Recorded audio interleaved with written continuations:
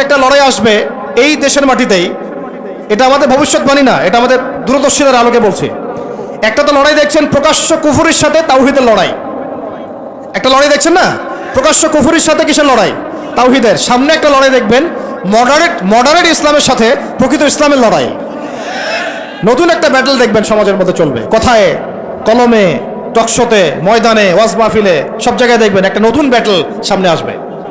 Moderate ইসলাম মানে সুশীল মার্কা ইসলাম, বুঝেন নাই? সুশীল মার্কা পশ্চিমা আদলের এক ইসলাম, পশ্চিমাদের সন্তুষ্টি মানে সাধনকারী ইসলাম, এবং যে ইসলামটাকে ওরা প্রমোট করবে, এর সাথে একটা লড়াই দেখা যাবে যারা নবী মুহাম্মদ সাল্লাল্লাহু আলাইহি ওয়াসাল্লাম এবং সাহাবীদের সেই সিরাতের আদলের ইসলাম মানে, এইটার সাথে একটা কনফ্লিক্ট সামনে দেখবেন, আপনারা দেখে নিয়েন ইনশাআল্লাহ।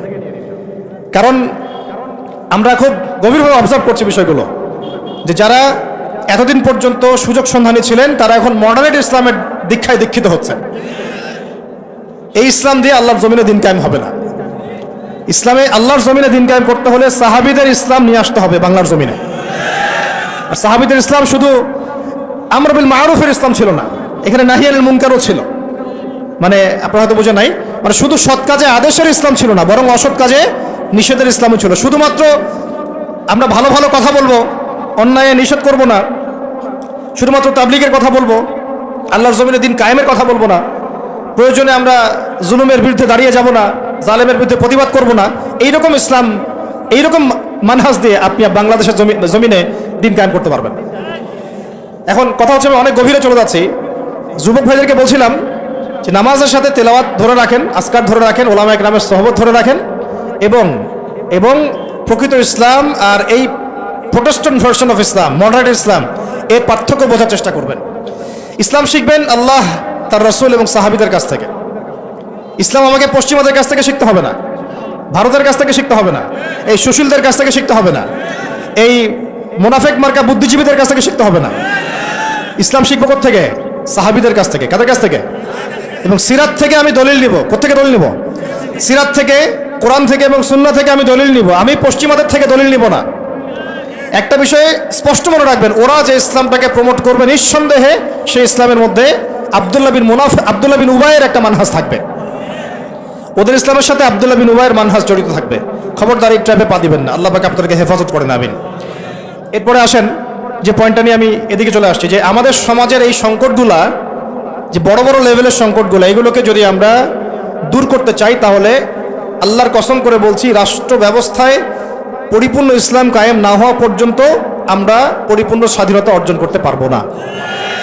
এইটা একদম নিজের মধ্যে সূরা ফাতিহার মতো মুখস্থ করে নেন। যতই আমরা জনবল দেখাই না কেন, যত মাহফিল করেন, যত প্যান্ডেল নিয়ে আসেন, হ্যাঁ, যত আপনি স্লোগান দেন, আরও তো অনেক কিছু করছি আমরা, ঠিক আছে, কাজ তো ভালো, আলহামদুলিল্লাহ, কোনো সমস্যা নাই। বাট এই কাজগুলো ভাটা পড়ে যাবে যদি উপরের লেভেলে ইসলামকে নিতে না পারি আমরা। এমনকি মসজিদের মধ্যেও আমরা স্বাধীন থাকতে পারবো না যদি আমরা রাষ্ট্র ব্যবস্থা ইসলামকে নিতে না পারি। গত 10 বছর দেখেন নাই, জুমার খুতবা কি দেওয়া হবে সেটার উপরে চাপ প্রয়োগ করা হয়েছে। ওয়াজ মাহফিলে কি বলবেন, কি বলতে পারবেন না, তার উপরে আপনাকে নজরদারি করা হয়েছে।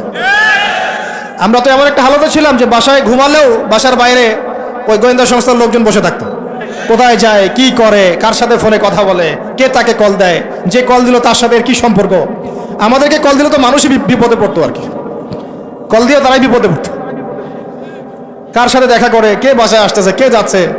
এই যে একটা মনে আছে, দাজ্জাল যে দ্বীপে বন্দী আছে, একটা হাদিস আছে না, একটা যে তামিমদারি রাদিয়াল্লাহু আনহু হাদিস, প্রথমে একটা প্রাণীর সাথে দেখা হয়, সেই প্রাণী জিজ্ঞাসা করে যে তোমরা কোথা থেকে আসছো, মনে আছে হাদিসটা? তো ওই প্রাণী নিজের পরিচয় দিয়েছিল কি, যে আমি জাসাস, আমি কে জাসাসা, আমি কি জাসাসা, আমি হচ্ছে গোয়েন্দা। জানি না এই হাদিসের আসলে তাওয়িল এখন আমার জানা নাই, আল্লাহ ভালো জানেন, আমি এখনো শিখছি। কিন্তু এখন খেয়াল করে দেখেন, পুরা যে সভ্যতাটা চলছে, এরা যেভাবে তাওহীদপন্থী মুসলিমদেরকে এইভাবে গোয়েন্দা সংস্থাদের আওতায় নিয়ে আসছে, উঠতে বসতে চলতে ফিরতে তারা আপনাকে নজরদারির মতো রাখতেছে, ঠিক দাজ্জালের ওই জাসাসার মতো, ঠিক দাজ্জালের জাসাসার মতো। আল্লাহ, যাই হোক, কথা হচ্ছে যে আপনি আমি মসজিদেও স্বাধীন থাকতে পারবো না যদি আমরা উপরের লেভেলের ইসলামকে নিতে না পারি, শক্তিশালী হতে না পারি। এই যে একটু আগে বললাম সুদের কথা, আপনি সুদভিত্তিক অর্থ ব্যবস্থাকে বন্ধ করা তো দূরের কথা, বন্ধ করা বহু দূরের কথা, এখানে সংস্কার আনতে পারবেন না যদি আপনি রাষ্ট্র ক্ষমতা ইসলামকে নিতে না পারেন। শিক্ষার কথা বলি, দুটো লাইন বলি। শিক্ষার যা দুরবস্থা চলছে, এই দুরবস্থায় উচিত ছিল দেখেন প্রাইমারি স্কুলেই আমাদের বাচ্চারা কোরআন তেলাওয়াত শিখে যাবে। আপনি লক্ষ লক্ষ প্রাইমারি স্কুলের বাচ্চাদেরকে একটা জায়গায় বসান, তাদের মধ্যে 90% কোরআন তেলাওয়াত করতে পারে না। হাই স্কুলের বাচ্চারা পারে না, কলেজের বাচ্চারা পারে না, ইউনিভার্সিটির ছেলেরা পারে না, অনার্স মাস্টার্সের ছেলেরাও পারে না। তাদেরকে যারা শিক্ষা দেয় শিক্ষক মণ্ডলী, তারাও 80% কোরআন তেলাওয়াত করতে পারে না। একটা দেশের শিক্ষা কমিশন কোরআন তেলাওয়াত করতে পারে না, একটা দেশের এমপি মন্ত্রী আমলারা কোরআন তেলাওয়াত করতে পারে না। ইল্লা মাশাআল্লাহ, ইল্লা মাশাআল্লাহ যারা শিখেছে তারা কিন্তু রাষ্ট্রীয় শিক্ষানীতির মধ্যে, সিলেবাসের মধ্যে শিখে নাই। তারা শিখেছে কোনো ওস্তাদের কাছে, হয় কোনো মক্তবে, না হলে মাদ্রাসায়। তাহলে একটা ইসলাম প্রধান একটা মুসলিম প্রধান রাষ্ট্রে শিক্ষা ব্যবস্থার মধ্যে কোরআন বাধ্যতামূলক নাই। তাহলে আমরা শিক্ষার মধ্যে কোরআনের ইসলামের কি দ্বৈনতা বুঝতে অসুবিধা আছে? এই সংকট কিভাবে দূর করবেন যদি আপনি ইসলামকে রাষ্ট্র ব্যবস্থায় না নেন? দাবি করলাম, আন্দোলন করলাম, মানববন্ধন করলাম, আপনাদের কি মনে হয় তারা চেঞ্জ করে দিবে? কখনোই করবে না। হয়তো বলবে ঠিক আছে, আচ্ছা ঠিক আছে, আমরা 10টা সূরা দিয়ে দিলাম পড়ুক, 20টা সূরা দিয়ে দিলাম পড়ুক, এক পারা দিলাম মুখস্থ করুক, সর্বোচ্চ দিল ধরেন। কিন্তু আমরা জানি যে এগুলো দিয়ে সাহাবাওয়ালা সেই জজবা, সেই ইমান, সেই দাওয়াত, সেই জিহাদ, সেই একামতের দিন সম্ভব না। এগুলো জাস্ট আইওয়াশ শোডাউন করা মানুষকে। জ্ঞান, ইসলামের জ্ঞান যে এত যে গভীর, মানে আমরা এখন যেটা অনুভব করি যে আমরা এই সাগরের কিনারায় দাঁড়িয়ে আছি, এখনো সাগরে নামা তো দূরের কথা, আমরা পাও ভিজাইনি এখন। এটা হলো দ্বীন ইসলামের জ্ঞানের গভীরতা। আর আমাদের 90% মুসলিমের কান্ট্রি, এখানে শিক্ষা ব্যবস্থা ইসলাম নাই। কোরআন বাধ্যতামূলক না, হাদিস 100টা বাধ্যতামূলক না। 20 বছর পড়াশোনা করে আমাদের ভাইরা 20টা সূরাও শিখে না। এখানে ইংরেজি বাধ্যতামূলক, সায়েন্স বাধ্যতামূলক, ম্যাথামেটিক্স বাধ্যতামূলক। আর কি বলবো, বিশেষ ক্যাডার হচ্ছে কোরআন ছাড়াই। সিরাত, নবী সাল্লাল্লাহু আলাইহি ওয়াসাল্লামের জীবনী, যে নবীকে চিনে না সে আল্লাহকে চিনবে কিভাবে? সেই সিরাত আমাদের সিলেবাসে নাই। আপনি একজন দাঁড়ায় বলেন তো যে 20 বছর পড়াশোনা করেছেন, আপনার সিলেবাসে সিরাত ছিল? একটা বই খতামুল আম্বিয়া, সিরাতে খতামুল আম্বিয়া, পাতলা এতটুকু বই, সিরাতে খতামুল আম্বিয়া, মুফতি মোহাম্মদ শফি রাহমাহুল্লাহ লিখেছেন, এতটুকু বই। এই বইটাও কি পড়াইছে? তাহলে একটা দেশের শিক্ষা কমিশন কি করছে আসলে? এদেশের কোটি কোটি ছেলে, কোটি কোটি মেয়ে, কোটি কোটি শিশু কোরআনবিহীনভাবে শিখছে, হাদিসবিহীন শিক্ষা শিখছে, সিরাতবিহীন শিক্ষা শিখছে, ইসলামের ইতিহাস নাই, আকিদা তো বহু দূরের কথা, ফরজে আইনেরও কোনো পড়াশোনা নাই। কিন্তু এখানে আপনি শরীফও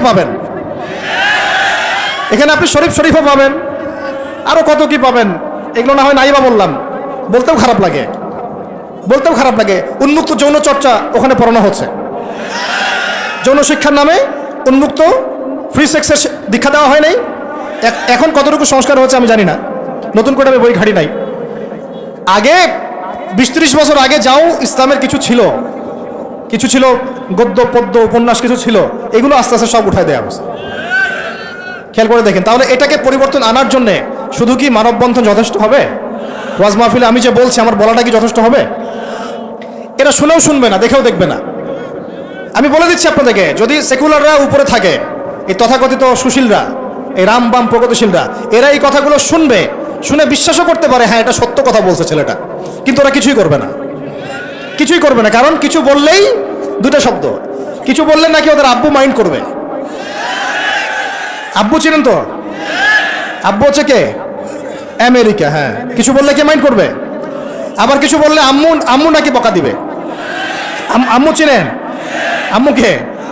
না, আম্মু হচ্ছে ভারত। ওদের চিন্তাটা এরকম, কিছু বলবো না, বলা যাবে না, কিছু করা যাবে না, সংস্কার করা যাবে না, কিছু বললে আব্বু মাইন্ড করবে। আব্বু কারা? পশ্চিমারা। আব্বু কারা? পশ্চিমারা। আবার এখন বলছে কিছু বললে আম্মু মাইন্ড করবে, আম্মু বকা দিবে। হ্যাঁ, আপনারা কেন মব সন্ত্রাস করতেছেন, মবক্রেসি করতেছেন? আসলো না কিছু কথা কয়দিন আগে? কিছু বললেই, মানে হুজুররা কিছু বললেই ভারত চেতে যাবে, ভারতের মিডিয়াতে তোলপাড় হবে। হ্যাঁ, বাকি আপনারা যদি আন্দোলন করেন, সংগ্রাম করেন, অভ্যুত্থান ঘটান, তাহলে কোনো সমস্যা নাই। হুজুররা বললেই সমস্যা। এটার কারণ একটাই, এই পৃথিবী দুই ভাগে ভাগ হয়ে গেছে। মনে রাখবেন, এই পৃথিবী দুইটা শিবিরে ভাগ হয়ে গেছে, সামনে আরো যাবে। একটা ঈমানের শিবির, একটা কুফরের শিবির। মাঝখানে কিচ্ছু নাই, মাঝখানে কিছু মুনাফিক থাকবে, এরা কাফেরদের সাথেই থাকবে। আপনারা এই হাদিসটাও পড়বেন, শেষ জামানে যখন দাজ্জাল বের হবে